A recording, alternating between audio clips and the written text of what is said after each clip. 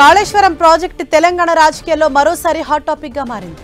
CBI విచారణపై మధ్యంతర stay కోరుతూ BRS నేతలు హైకోర్టును ఆశ్రయించడం, కోర్టు ఇవాళ్టికి వాయిదా వేయడం ఉత్కంఠ రేపుతోంది. కోర్టు ఏం తీర్పు ఇస్తుందోనని బీఆర్ఎస్ నేతలతో పాటు ఇటు ప్రభుత్వ పెద్దలు కూడా ఆసక్తిగా ఎదురు చూస్తున్నారు.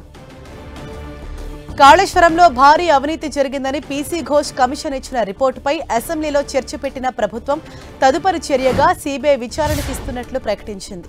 కాళేశ్వరం అవినీతి కేసును సీబీఐకి అప్పగిస్తున్నట్లు సీఎం రేవంత్ రెడ్డి ప్రకటించారు. దీంతో బీఆర్ఎస్ నేతలు ప్రత్యామ్నాయ మార్గాన్ని అనుసరిస్తున్నారు. సీబీఐ విచారణపై స్టే తెచ్చేందుకు మాజీ సీఎం కేసీఆర్, హరీష్ రావు హైకోర్టులో లంచ్ మోషన్ పిటిషన్ దాఖలు చేశారు.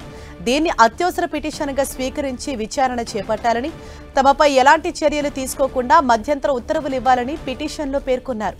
కానీ మధ్యంతర స్టే ఇచ్చేందుకు హైకోర్టు నిరాకరించింది. కాళేశ్వరంపై ప్రభుత్వం సీబీఐ విచారణకు ఆదేశించిందని పిటిషనర్ తరపున న్యాయవాది వాదించగా, అటు అసెంబ్లీలో చర్చించిన తర్వాతనే పీసీ ఘోష్ నివేదికపై చర్యలు తీసుకుంటామని తెలిపిన వాదనను అడ్వకేట్ జనరల్ న్యాయస్థానానికి గుర్తు చేశారు. దీంతో ఇరువైపుల వాదనలు విన్న న్యాయస్థానం విచారణను ఇవాళ్టికి వాయిదా వేసింది. అయితే ఈ కేసును రెగ్యులర్ పిటిషన్లలాగే విచారణ జరుపుతామని హైకోర్టు తెలిపింది. ఉదయం 10:30 గంటలకు విచారణ చేస్తామని పేర్కొంది.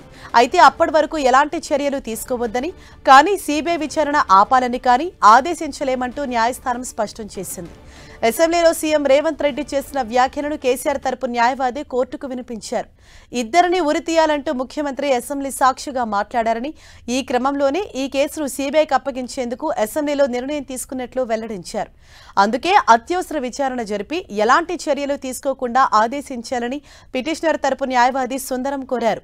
మరి ఇవాళ విచారణలో కోర్టు ఏం తేల్చుతుందో అన్న ఉత్కంఠ నెలకొంది.